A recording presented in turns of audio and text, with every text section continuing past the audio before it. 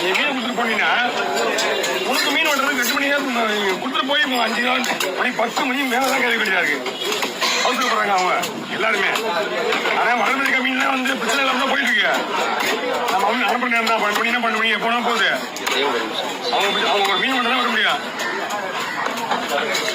இந்த ஏரி வவால் எல்லாரும் அவை போய் அனுப்பிச்சு வந்தான்.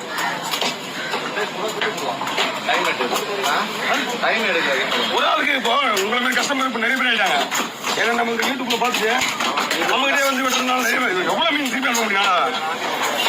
சில பேர் கஷ்டப்படுறாங்க, வருத்தப்படுறாங்க.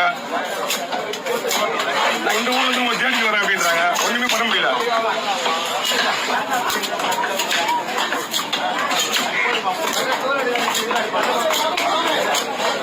ஒரு குட்டோன் வைடா, நெருக்கணும் வைடா.